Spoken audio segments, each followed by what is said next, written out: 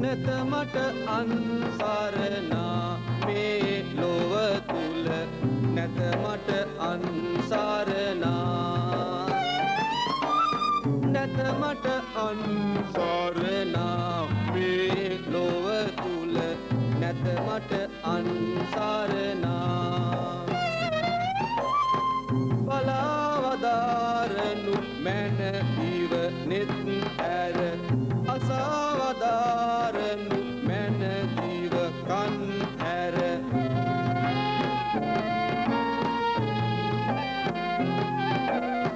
දුරලනු මැන දෙවියනේ මගේ දුක් කතර වසාගත් පාළුව තනිකම අනේ දෙවියනේ ඉවසාගෙන ඉන්නේ කොහොමද මේ පාළුව තනිකම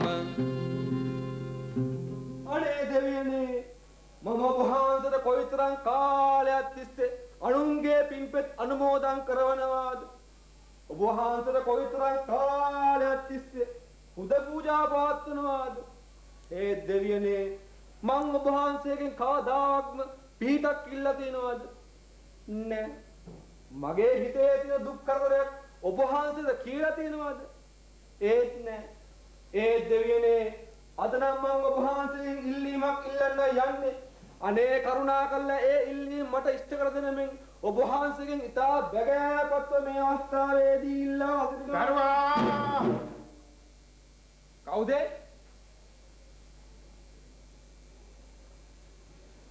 අනේ දෙවියනේ ඔබ වහන්සේ මගේ ඉල්ලීම ඉෂ්ට කර දෙන මෙන් ඔබ වහන්සේගෙන් ඉතා බැගෑපත්ව මේ දරුවා කවුද යකෝ දරුවා අනේ සමාවෙන්න සේක්වා මම ඔබ වහන්සේට මුලින් කිව්වා මෙන් මාගේ දුක් ගැන විල්ල බසවදාර මට පිහිට වෙන මෙන් ඔබ වහන්සේ දේව දරුවා ඔබගේ දුක මම දුටුවෙමි ඔබගේ කන්නලව්ව මම ඇසුවෙමි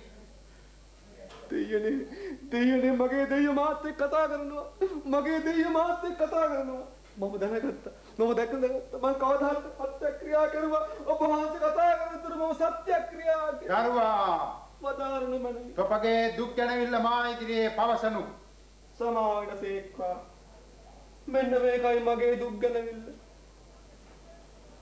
තනිකම මගේ සිතේ පාළුව රජ යන්නේ ලඳකට පමණි පාළුව දුරු කළ හැක්කේ දරුවා වදාරනු දේව දරුවා ඔබගේ වචනේ අසවස් සිටින්නේ මට කිව හැක්කේ එකකි කිමෙන්ද තොප මේ යාවතේව කරමින් සිටින්නේ වර්ෂ ගණනාවකි මම සත වර්ෂ ගණනාවක් මුළුල්ලේ දිවා රාත්‍රී net අරගෙන මෙහි බලා සිටින්නෙමි මේ කාලය තුල මමද තොප මෙන්ම කල්පනා කෙලෙමි මානෙන්ම කුමක්ද කල්පනා කළේ පාළුව තනිකම මගේ නෑ මගේ ඔබතුමාගේ ඔව් මගේ තනිකම මගේ සිතේ පාළුව රජ යන්නේ ලඳකට පමණි පාළුව දුරු කළ හැක්කේ මලා මං හිතා හිටියේ මනුස්ස අපට විතරයි කියලා පාළුව තනිකම දැනෙන්නේ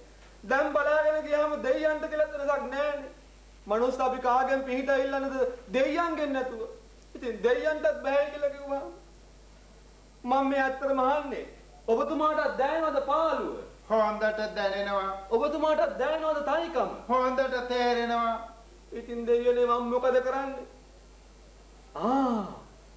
ඔය තරම් හාස්කම් ඇති ඔබ වහන්සේ පතන්නකෝ දිව්‍ය අප්සරාවක්. පළක් නෑ. ඒයි පළක් නැති. වැඩක් නෑ. ඒයි වැඩක් නැත්තේ. වැඩක් නෑ ඕයි. දිව්‍ය අප්සරාවක් ලැබීමේදී උන්ට හිමි රාජකාරිය වන්නේ අපට ආදරය කිරීම. ඒ වුණත් මට ඕන කරන්නේ එහෙම රස්සාවට ආදරය කරන කෙනෙක් නෙවෙයි. අවංකවම හද පතුලෙන්ම කරන ආදරයක්. ඉතින් මම මොකද කරන්නේ? තනිකම මගේ සිතේ පාළුව රජයන්නේ ළඟකට පමණි පාළුව දුරු කළ හැක්කේ. මලා දැන් ඉතින් මොකද කරන්නේ? මනුස්ස අපි කාගෙන් පිහිට ඉල්ලන දෙයියන්ගෙන් නැතුව. ඉතින් දෙයියන්ටත් බෑ කියලා කිව්වහම. හරි. මුහුදේ ඉන්න එකම අලුවය. අපි වෙනත් දෙවි කෙනෙකුට ආරාධනා කරමු මේ ලෝකෙට සම්ප්‍රාප්ත වෙලා අපේ දුක් ගැන විල්ලහලා අපට පිහිට වෙන්නේ කියලා. තොප නොදනීද දරුවා මට නොහැකි බව එසේ වෙනත් දෙවි කෙනෙකුට ආරාධනා කරන්න. මොකද බැරි? මට බෑ. ඇයි බැරි? ඔන්න අපි නම් කමක් නැහැ. අපි නම් කැමති නැහැ කොයිතරම් කලවරයක හිටියත් වෙනත් කෙනෙකුගෙන් පිහිටක් ඉල්ල ගන්න. ඒ මොකද? වෙන මොනවාක්වත් හින්දා නෙමෙයි. උදව් ඉල්ලපේකා ඉල්ලා අපට වඩා හොඳින් ඉඳී කියලා තියෙන බයට. අපි එහෙම වෙනත් කෙනෙකුගෙන් උදව්වක් උපකාරයක් ඉල්ලන්නේ නැත්තේ නිසා නෙවෙයි. හැම දෙවියෙක්ම මාමෙන්ම අනුන්ගේ පින්බලයෙන් යැපෙන පරපුට්ටෙක්. මමත් එසේමයි. අනිත් අයත් එසේමයි. ඉතින් මං කොහොමද එවැනි අසරණයෙකුගෙන් ආපෞසරයක් උදව්වක් ඉල්ලන්නේ? ඔබ වහන්සේට බැරි. මම ඔබ වහන්සේ වෙනුවෙන් ඒ උදව්ව ඉෂ්ට කරලා දෙන්නම්කෝ. ඔබ වහන්සේ මදක් විවේක ගන්න. තොපගේ කැමැත්තක් දරුවා.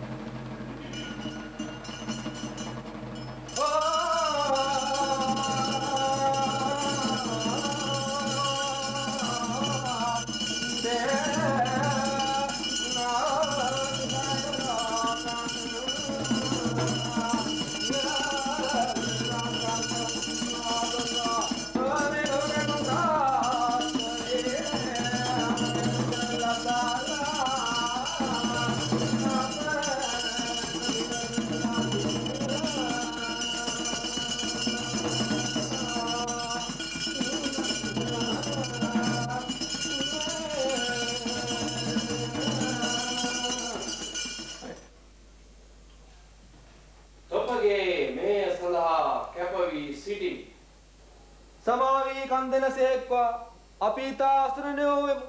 ඔබතුමාට ආරාධනා කළේ අපේ දුක් ගැන විල්ලක් තියනවා අන්න ඒක කියලා පිහිටක් ඉල්ල ගන්නයි. ඇයි ඉතින් මට එන්න කිව්වේ?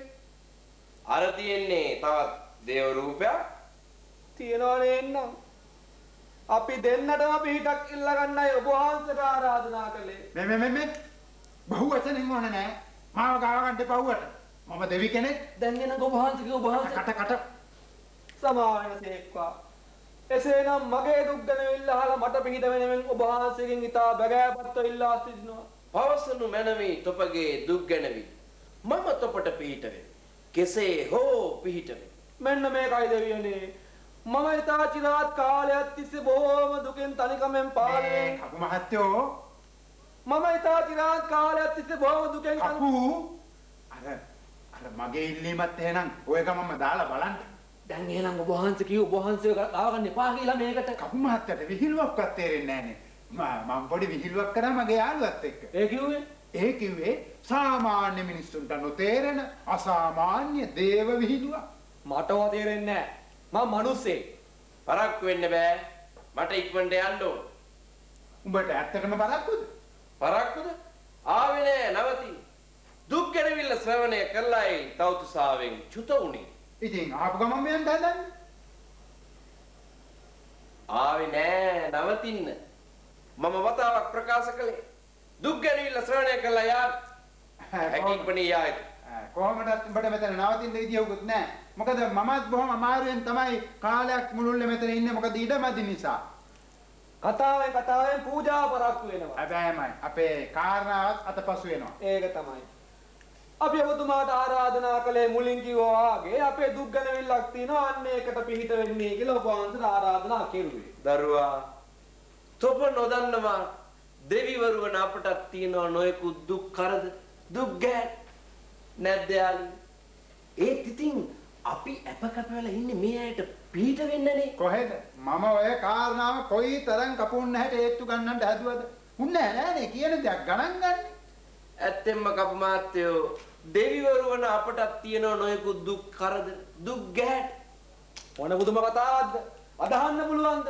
තවතිසා දිවි ලෝකේ ඉන්න දෙවියන්ට කරදර දෙන ඇගුවාම බොරුද කොහෙද කියනවා? කිව්වත් වගේ තවතිසාවේ ඉන්න උඹට මොනවද තියෙන කරදරේ? ඔන්න මම නම් කමක් නෑ. මම මේ පාළු දේවාලේ තට්ට තනියෙන් හැමදාම බැලූ අත පේන්නේ පාළුව තනිකම. ඉඳලා හිටලා මිනිහෙක් දෙන්නෙක් එනවා තමයි. ඒ එන්නෙත් මගෙන් මොනවා හරි බලාපොරොත්තු වෙන්නේ. නැත්තම් කාට හරි සාප කරන්න.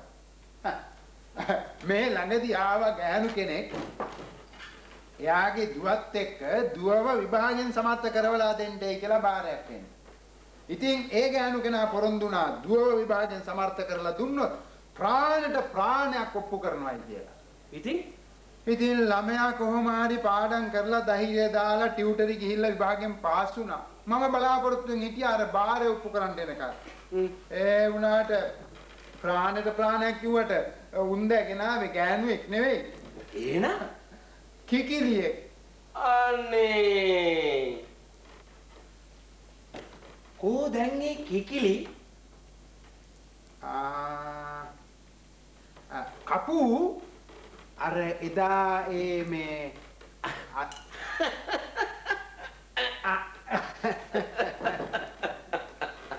ඉතින් එදා හවස පූජාවට චිකන් තිබුණා. ඒ ඇරෙන්ට වෙන කිසිම කෙනෙක් ඉන්නේ නැහැ තමුන්ගේ කෙනෙකුට සුගතියක් පතන්න. මේවා දැකලම මට දැන් එපා වෙලායි තියෙන්නේ. අඩු ගානේ මිනිස්සු දැනගන්න ඕනේ අපි ජීවත් වෙන්නේ උංග පිම්බලෙන් බව. නැද්ද මං අහන්නේ? මටත් කියන්න තියෙන්නේ ওই ටිකම තමයි යාළුවේ. උඹ හිතන්නේ මං තවුස්සාට වෙලා සැප විඳිනවා කියලා? හැමදාම දකින්නේ කරන්නේ කියන්නේ එකම දේ. ඒකාකාරී රටාවකට පුරුදු වුණාම දෙවිවරුත් හරියට යන්ත්‍ර වගේ.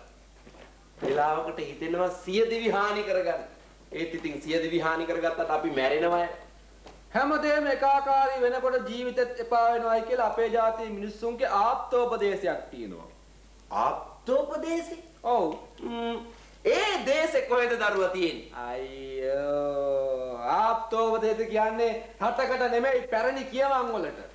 කියමු බලන්න එහෙම කියමනක්. එහෙම කියමනක් නේ. එහෙම මොකද්ද මේ පාසින බෙදන ගල පෙරලි. ඕක මේ කවුරුත් දන්න එකක් නෙමෙයි මෙයාගේ. මේ පෙරලෙන ගල් ගැන කතා කරන්නද මේ එක් රැස් උනේ? ඒක තමයි. කතාවෙන් පූජාව පරක් වුණා. හැබැයිටම දැනුයි මට මතක් වුණේ. මට මොකටද එන්න කිව්වේ?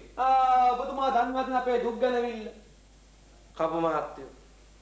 මටත් තියෙනවා විශාල දුක් ගැනවිල්ලක් ඉදිරිපත් කරන්න. හැබැයිටම මොකද්ද යාළුවේ කරදරේ? ඒක හරිම දුක හිතන කතාවක් යාළුවේ. මොකද්ද ඔය මේ කරදරේ? එහෙනම් කියන්න. ඔව් පදාරන්න. ඔන්න එහෙනම් කියනවා.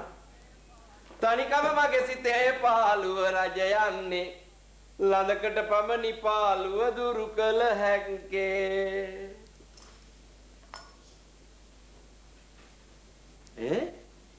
ඒක ආපු ගමන් මේ දෙන්නට මොකද උනේ?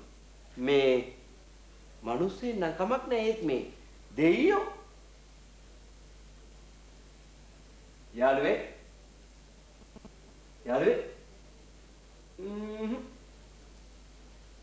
කපු මොකද අනේ සමා වෙනසේක්වා මට දෙන්නෙත් ඔය දුක් ගැන විල්ලම තමයි. හරි ඉතින් මේ දෙවියොන්ට අනේ ඒක නම් කොහොම කියන්නද මම දන්නේ කමක් නැහැ කියන්න මාත් එක්ක. අනේ දෙයියනේ කායක්වා කියන්නේ නේද? මම කියන්නේ එයා මගේ යාළුවෙක්. එයාට තින්නෙත් ඒ අසනීපම තමයි. එයාට ඔව් දෙයියන්ටම ඔප්පෙච්චාවේ. ඒ කිව්වේ මේ අපිටම දෙයියනේ අනේ කොහොම මෙපතරනවා ඉක්මන නගින්න පූජාසනෙට. ඔහොම ඉන්නවා දැක්කොත් මිනිස්සු දෙයියන් විශ්වාස කරන්න ගන්නවා ඉක්මන නගින්න. ඒ පාර නටනවා.